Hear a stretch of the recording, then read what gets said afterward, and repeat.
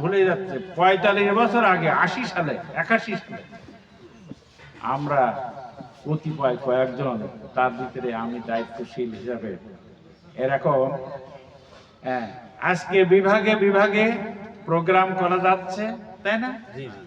পেশাজীবী সংগঠন, শ্রমিক সংগঠন, ওলামা সংগঠন, মহিলা সংগঠন, যুব সংগঠন, সেই দিন এটা আমরা করতে পারি।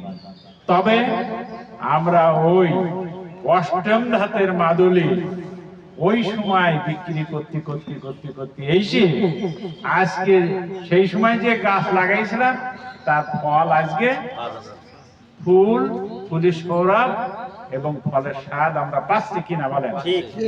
আপনারা সেই গাছের ফল যা ৪০-৪৫ বছর আগে লাগানো হয়েছিল সেই গাছের ফুল আপনারা। আমি আপনাদের কাছে অনুরোধ করব, আমরা যে কয়জন মানুষ কাজ করছিলাম সেই সময় তাদের অনেকেই ইন্তেকাল করেছে, বিশেষ করে বাইশা নুর ইসলাম ইন্তেকাল করেছে। তো যাই হোক, নুরুল ইসলাম এই খান দুনিয়ারটা কিছু যাক, আমি সে কথা বলতে চাচ্ছি না। আমি আপনাদের কাছে একটা কথা বলতে চাচ্ছি, সঠিক কথা। দুনিয়ায় এই পৃথিবীতে যত নবী এবং রসুলের আগমন হয়েছে মানুষের হেদায়েতের জন্য আল্লাহর পক্ষ থেকে এলাহাম, ওহী এবং কিতাব নিয়ে, তানারা প্রত্যেকেই পেশাজীবী ছিল। প্রত্যেকে কি ছিল বলেন তো? পেশাজীবী বলতে কি বোঝায়? যে একটা কাজের মাধ্যমে, একটা কর্মের মাধ্যমে তিনি জীবিকা অর্জন করতেন। যেমন হযরত নূহ আলাইহিস সালাম ইব্রাহিম আলাইহিস সালাম রাজমিস্ত্রি, এই কাজ করে তিনি জীবিকা অর্জন করতেন। হযরত নূহ আলাইহিস সালাম ওই যে নৌকা তৈরি করলো, কাজটা কি?